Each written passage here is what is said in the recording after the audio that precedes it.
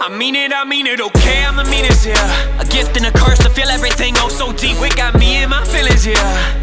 Said the same motherfucker hating on me last week. I've been running around the city. Good everyone, Richard here from Weed City Soul, and we're here to do a performance review on the Adidas Dame 3. Now, the Adidas Dealer 2 was Weed City Soul's performance shoe of 2016. It just had a bang for your buck value that was impossible to ignore. It's a fantastic performer at a budget price, and those two things were able to carry the day for it and make it our top performance shoe of 2016. Does the Dame 3 live up to that standard? We're about to find out. So let's not waste any time and let's get into it. First things first, the cushioning as usual. This year we're seeing a dual density bounce setup.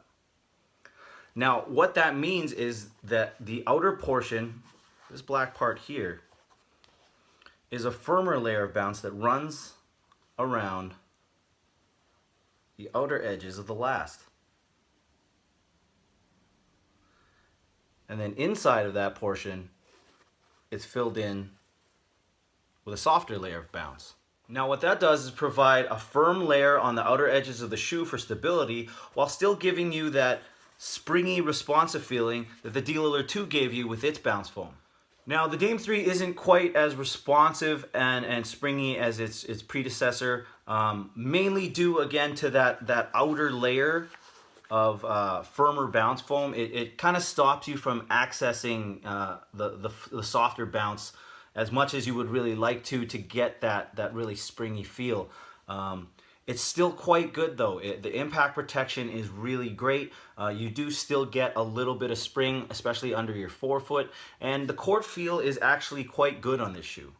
Onto the upper, we're looking at what's called a fuse mesh laid over top of a neoprene boot on a one-piece upper. Now the fuse mesh are TPU strands woven hand in hand with a synthetic mesh. Now, fuse mesh is not the most fluid or natural feeling material ever. It's a little bit stiff, but it does add structure to the upper, which is a good thing in this particular shoe.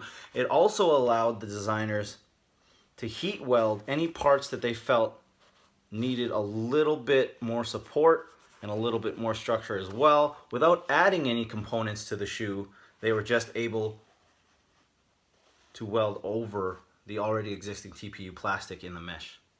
Onto the asymmetrical collar. This is my favorite design feature on this shoe. I just think it makes for a really striking silhouette. I think this shoe overall looks fantastic. This is one of my favorite designs in quite some time. I just think it's a really, really great looking shoe. One-piece booty construction. Not too hard to get your foot into this shoe like it is with some one-piece uppers. The fit was actually quite good. I went down a half size because Adidas, and the length ended up being perfect and the width was good too. There was a little bit of heel slip, but I was able to alleviate that, and we'll go into how in a couple minutes. But overall, the comfort was decent. It was nothing phenomenal. Not too bad. Now, this customizable lacing system, it really works actually.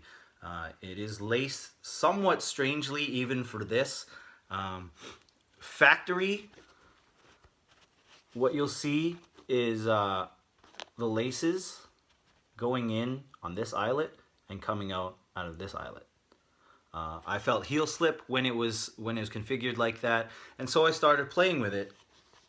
And at first I moved from here and then exited here, and then I moved to enter here and exit here, and eventually I found that my favorite setup was to enter here and exit here. It is a little bit strange that you don't just go in under the support wing and use each one of these as a single eyelet, but it doesn't appear to be how the shoe is meant to be worn.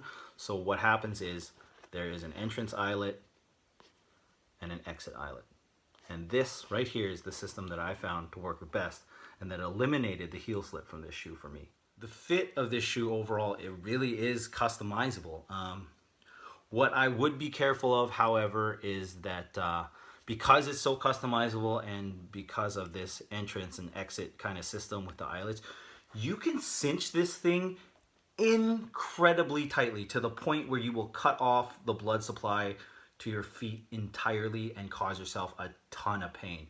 So my recommendation with these is to really just break them down and then just start fiddling with it until you find something that really works for you. And just to be careful not to cinch these things too tight because they can lock it down. So the fit on these is really good just because it's customizable. It can be phenomenal if you find the right combination and the right configuration of laces. The wings themselves are made out of a rather thick slab of synthetic leather. It's pretty stiff, so it adds a lot of structure and support to the shoe to go along with this external heel counter here.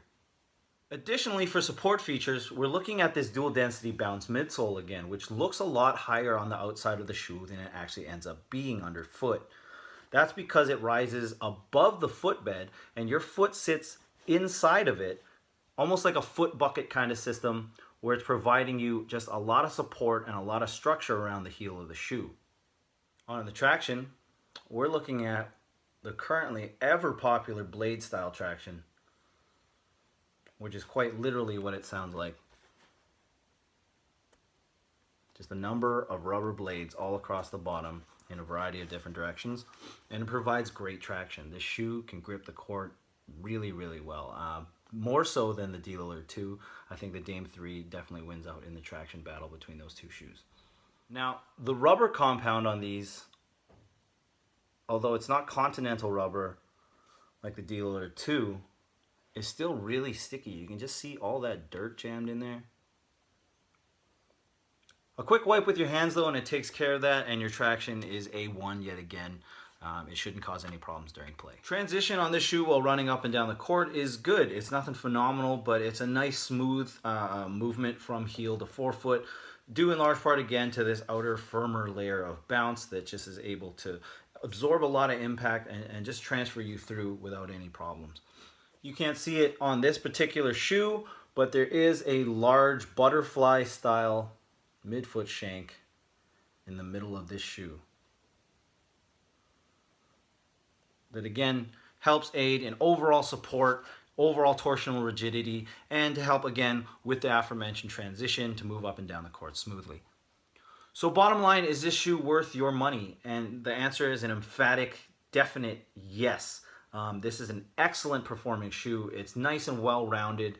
It works for a variety of different positions, and it's only going to cost you $115 US, which is a price bump from last year, but it's still the cheapest signature shoe on the market right now. In Canada, the shoe is going to cost you $165, which is quite a markup, but you know, it's just something we're used to already. Also, interesting fact, footlocker.ca, their first shipment of this shoe, the sticker on the box says Adidas D-Lillard 3 instead of the Adidas Dame 3. Quirky fun fact, it doesn't mean anything. It's still the same exact shoe. Aesthetically, I think this shoe is honestly, it's phenomenal. I think it's one of the more original designs we've seen in years from any company, and I just think the silhouette overall is really great looking. Great placement on the Dame logo there. His signature's on the other side. The insole on the right shoe says Oakland from where he's from, Ogden for Weber State, and Oregon for the Portland Trail Blazers. And playing more off the letter O, it literally just says wearing the letter O on the left shoe. Now, is this shoe better than our top performing shoe of 2016? It's pretty close, man. They're both really good. In all honesty, I prefer the fit and the upper of the D-Lillard 3. I think it looks better. I think it fits better. But I think I prefer the midsole on the D-Lillard 2. It's just a little bit springier, and you can just feel the cushioning a little more underneath your foot on this shoe. But that shouldn't detract from how well this shoe performs overall. This is a really, really good shoe. Ideally, I'd take the upper from this shoe and the midsole from this guy and create the perfect budget basketball shoe. You forget the term budget. It would be a phenomenal basketball shoe at any price if you could do that. Unfortunately, you can't, but this is still a really, really good shoe, guys. So if you're looking for a shoe that has excellent cushioning, that's responsive and has really good court feel, and a phenomenal customizable fit with great traction at a budget price, and who isn't, then the Adidas Dame 3 is for you. If you're looking for a shoe that's incredibly comfortable and provides a really, really springy, responsive feel underfoot, or if you're not willing to work to find the configuration to get that phenomenal fit, then the Adidas Dame 3 isn't for you. If this review has been helpful to you at all, please comment, like, and hit that subscribe button below. It really helps us out. And don't forget to follow us on Instagram at Wheat City Soul. Hey guys, my name's Richard from Wheat City Soul, and until next time, they're just shoes. Some dope-ass shoes. Shoes.